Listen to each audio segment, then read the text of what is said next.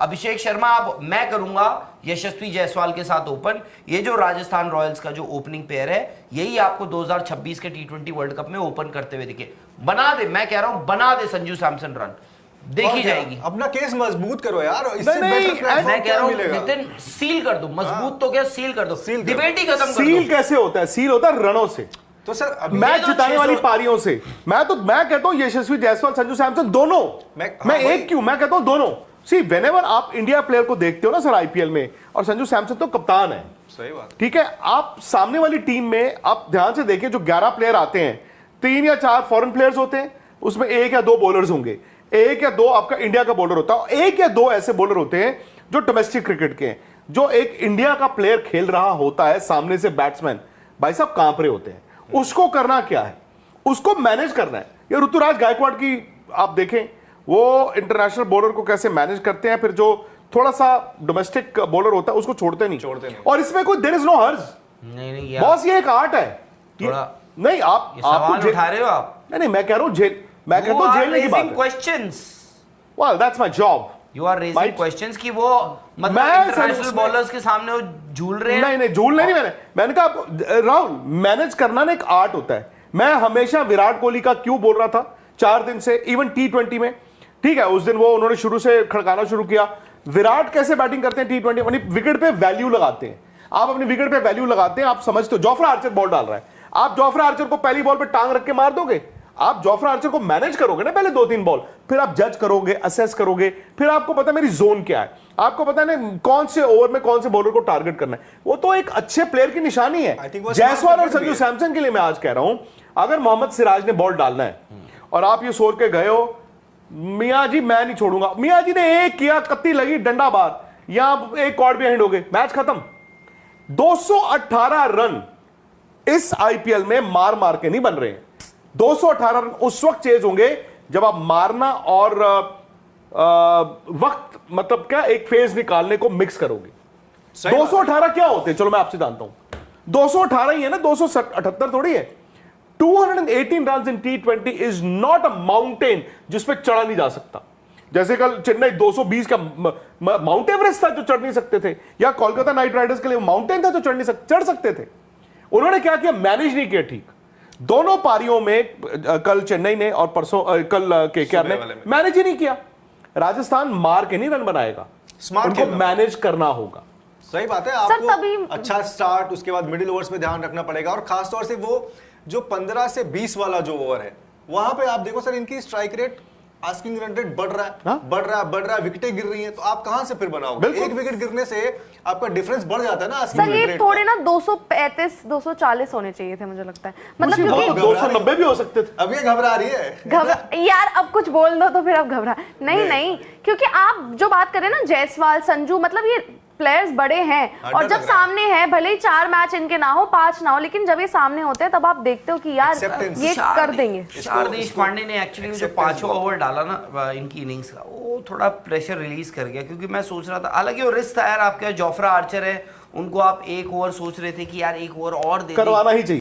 IPL season 2025 के मुकाबले रंगारंग तरीके से जा रही हैं। तमाम तर मैचेस में अपसेट नजर आ रहा है, क्योंकि जो टीम 2024 में जीती थी, 2024 के अंदर जो टीम बहुत ऊपर थी, 2025 के अंदर वो टीम बहुत ज़्यादा पीछे चली।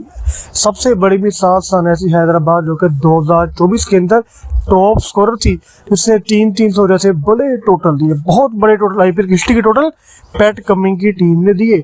लेकिन कैसा क्या हो गया कि अचानक 2025 के अंदर सनराइजर्स हैदराबाद सबसे नीचे चली गई। पंजाब किंग्स से सनराइजर्स हैदराबाद हार गई, उसके बाद गुजरात टाइटंस है, उसके पहले आरसीबी से, और उससे पहले राजस्थान से, यानी कि तमाम तर टीमों से, जो भी छोटी टीमें थी, मामूली टीमें थी, आईयूबी की जो भी मामूली टीमें थी चैंपियन ट्रॉफी के अलावा आईपीएल की, वो भी हार गई सनराइजर्स के सामने। लेकिन विक्रांत गुप्ता कहना है कि ये जो सबसे बड़ी बात है आईपीएल की, कि जो रात के मुजरिम थे वो दिन को किरदार बन गए, क्योंकि जो 2024 के बड़े बड़े चैंपियन थे वो 2025 में नाकाम हो गए। यही बात है क्वालिटी ऑफ क्रिकेट की, यानी कि ये बात नजर आ रही है कि 2024 के अंदर जो टीम कमजोर थी उसने अपने आप को स्ट्रॉन्ग किया, टीम पर काम किया, यानी कि यहीं से इंडिया को अपनी टीम के लिए नए लड़के मिलेंगे, जो कि बहुत बड़ा फायदा है। सबसे बड़ी मिसाल है ऋषभ पंत की। ऋषभ पंत के अलावा रिंकू सिंह है, संजू सैमसन है, अक्षर पटेल है, मोहम्मद शामी है, मोहम्मद सिराज है।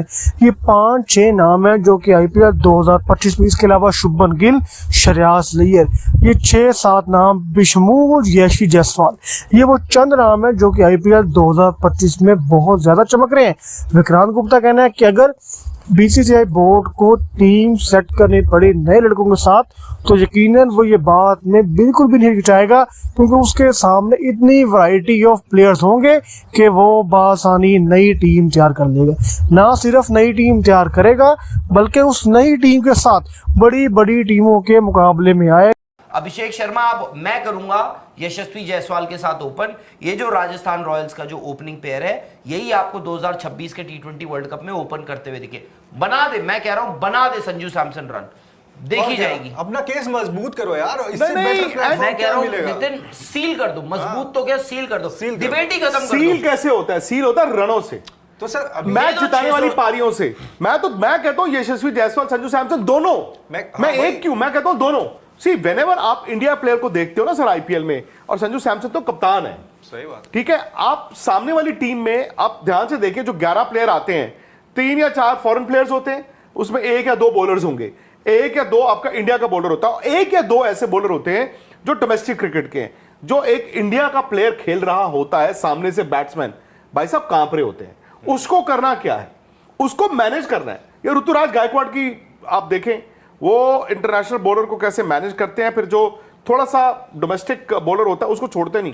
और इसमें कोई देयर इज नो हर्ज, नहीं बॉस, ये एक आर्ट है। थोड़ा नहीं आप सवाल उठा रहे हो आप। नहीं, मैं कह रहा हूं जेल, मैं कहता हूं जेल की बात है। Questions, well that's my job. You are raising questions कि वो मतलब मैं इंटरनेशनल बॉलर्स के सामने वो झूल रहे हैं। नहीं झूल नहीं, मैंने कहा राहुल, मैनेज करना ना एक आर्ट होता है। मैं हमेशा विराट कोहली का क्यों बोल रहा था 4 दिन से, इवन टी20 में, ठीक है, उस दिन वो उन्होंने शुरू से खड़काना शुरू किया।